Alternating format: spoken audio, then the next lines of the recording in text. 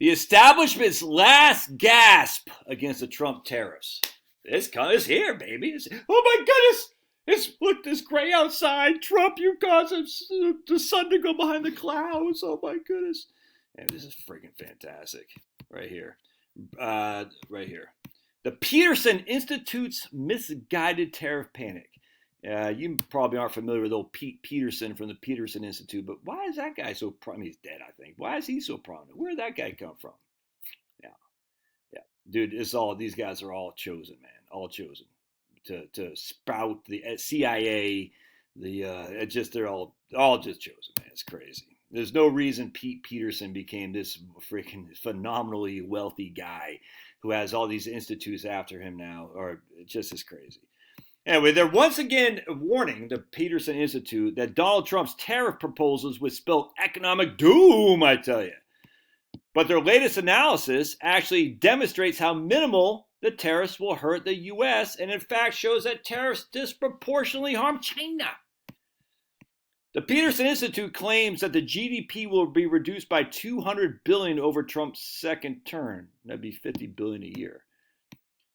Spread over 4 years, this amounts to an annual impact of just less than 0.75%, so 71 basis points a year in GDP, according to the Pete Peterson Institute, if you can trust them, which I don't. If you assume the economy grows at 2% a year, we're talking less than basically 2/3 of 1% over 4 years. Well within the range of normal fluctuations of the economic situation. Certainly not an economic catastrophe.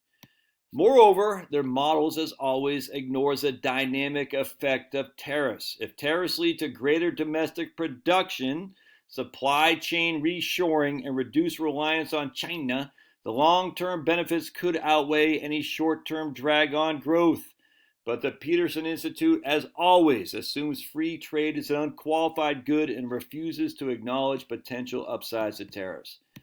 A 10% tariff on China is a bigger problem for China than on the U.S. Right here is the Peterson Institute. If the U.S. imposed an additional 10% tariff on China and China responded in kind, U.S. GDP would be $55 billion less over the 4 years of the second Trump administration. $55 billion over 4 years.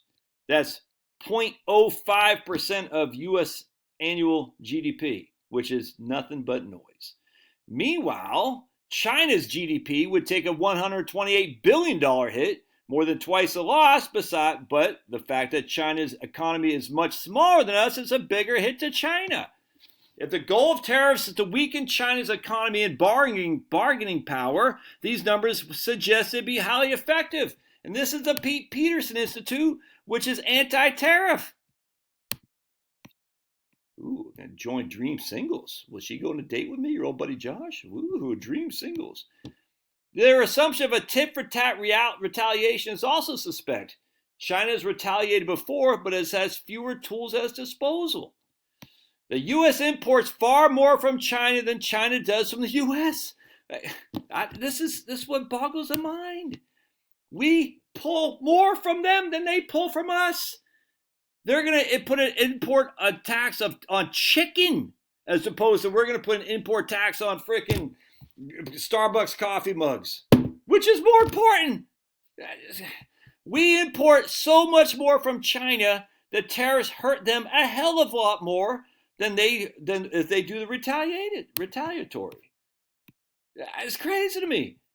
The U.S. imports far more from China than China does from the U.S., making an exact reciprocal response impossible. In past trade wars, China's had to resort to targeting politically sensitive sectors like agriculture rather than delivering proportionate economic blows because they can't do it. Peterson also warns about inflation. Inflation increased by 20 basis points. And after initial dip, 30 basis points in China. 20 basis points? That's not economic catastrophe. When Peterson combines the tariffs on Mexico, Canada, and China, they conclude that U.S. losses will be somewhat larger. But again, by their own admission, we're talking about GDP reduction by 0.7% over 4 years. 0.7% over 4 years, a drop in the bucket compared to the actual economic growth. And again, they don't even assume there's any benefits from the tariffs at all. I'm going to show you a benefit. Trade wars are good and easy to win. The impact on U.S. GDP is minuscule. China suffers more than the U.S. The inflationary impact is trivial. The retaliation assumptions are flawed as China lacks the ability to respond proportionally. Yep, they're not serious on indictment of tariffs, an unintentional case for the effectiveness. I just want to show you something here, by the way. Let's take a gander, shall we? This is global manufacturing PMI, the U.S. manufacturing, the highest level since 2022. This is dayline just a couple days ago. The manufacturing sector started the new year with renewed expansion.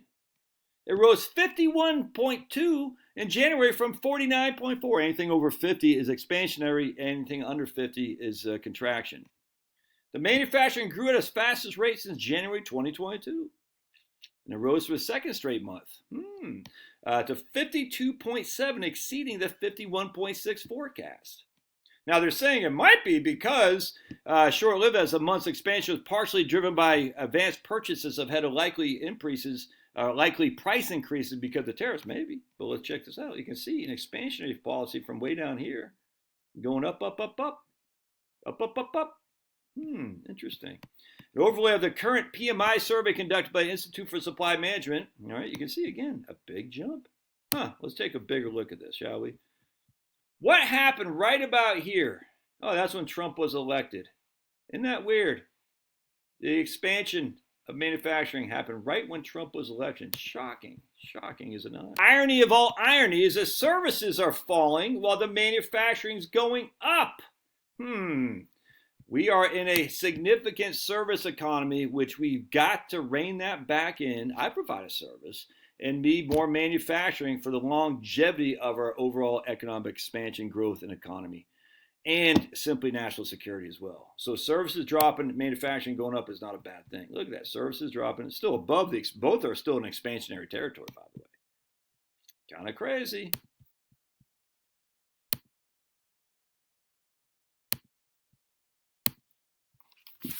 Now, for those of you who think that tariffs are bad politically and bad economically, let me just read you something there. Theodore Roosevelt's term in office from 1901 to 1909 was one of general economic prosperity in a period of unified Republican government. So check this out, shall we? Yes, we shall. Here's a Dingley tariff of 1897. Remained in effect for 12 years, making the longest lasting tariff in U.S. history, and also the highest tariff in U.S. history. From 1897, it lasted 12 years. Roosevelt's term in office from 1901 to 1909 was one of general economic prosperity in a period of unified Republican government. The Republicans were in the presidency for all that time, and we had the majorities in the Senate and the House all that time as well. And there's economic expansion during that time as well. The Dingley tariff was the highest in history of the U.S. At 52% was the average tariff. And yet politically, the Republicans worked just fine. It grew the economy. Now, can you attribute this to lay it at the feet of the tariffs? No, not necessarily. But to sit there and say tariffs are destructive politically and economically, it's just stupid. Trade wars, we can win trade wars, dude. And we're winning them right now. Don't be afraid of the tariffs, dude. You can hear all these idiots out there. Rah, rah, rah. They're just this freaking idiotic, dude. And remember, this is on top of the McKinley tariff of 1890. Democrats were able to reduce some of the McKinley tariffs in 1894, but then Dingley came back and whoop, and yet Republicans maintained majorities for a decade to come. All right, God bless. Love your thoughts. We'll see you.